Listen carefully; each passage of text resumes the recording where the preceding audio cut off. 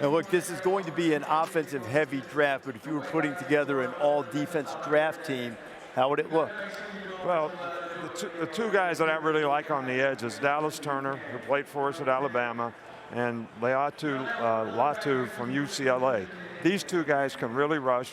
They're three-way rushers. They can beat you with speed, they can turn speed to power, and they can beat you inside. They're very athletic. Byron Murphy inside, a really disruptive player. Darius Robinson, probably a little bit more of a 3-4 type defensive end or a 3 technique, but a very good player.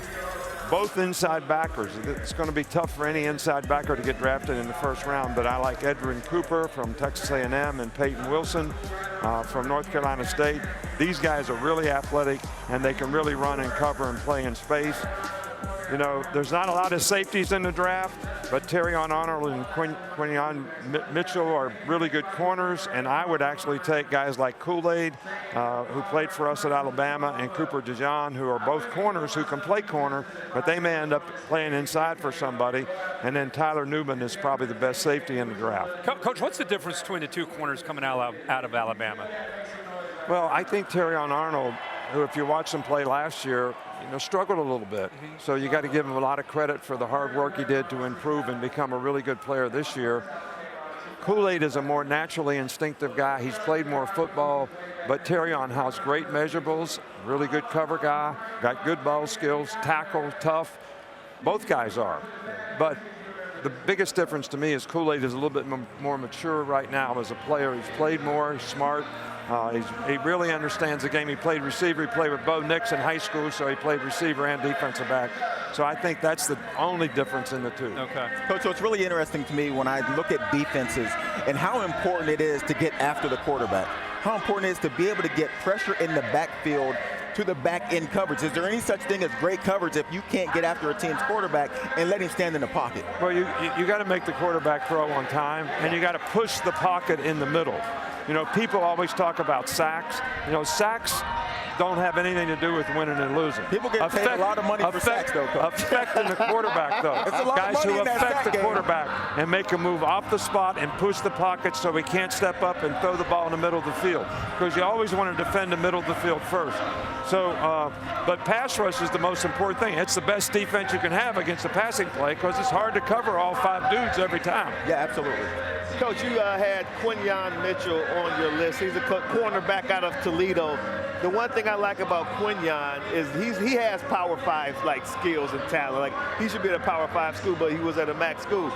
This kid came on campus with all this athletic ability and said to his position coach, I want you to coach me hard. You just don't get that from players of his caliber these days. So I think that's why he's so special and why he was on your list too as a starting corner. Well, I can tell you the 2 guys at our place got coached hard. and they'll tell you the same thing. I heard that. But really what showed up for me when Jan Mitchell is he had a great Senior Bowl. Yeah, I questioned playing in the MAC because there's not great speed in the MAC. Right. Is this going to be able to play the level of comp? Yeah. And when he got into Senior Bowl, man, he was the best guy covering them dudes down there. Yes, sir. Coach, that's what Jim Nagy told me. As the game evolves and changes, and from like where you coached in the NFL to where we are now, you made adjustments. We all talked about how you had to adjust to up-tempo. That's just in college. In the NFL, if you were just to start over and prioritize either defensive tackles, winning dominant interior game records, edge like Joey's talking about, corners, that slot corner, how would you prioritize your top 3 if you were just starting over and picking a defense? Well, to me, edge rushers, very important. Second thing is corners. To me, your corners put the limitations on your defense. If they can't keep receivers cut off and play man-to-man, then there's a lot of things you can't do on defense. That means you got to play split safeties all the time. If you play split safeties, you can't stop the run. All right, so you got to be able to play some middle of the field, and they got to be able to hold up outside. So that would be the next thing. And then to me, the interior guys.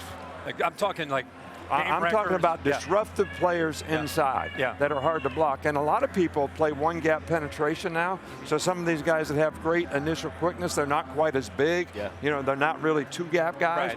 Right. But they're very disruptive, and that helps them in pass rush too because they're on the move all the time. Okay. Now, you were talking to yesterday about the need for all of these guys to learn to play special teams, maybe the new kickoff rules. A guy like Cooper DeJean, who is a great return man, has played some offense too, might find a role there.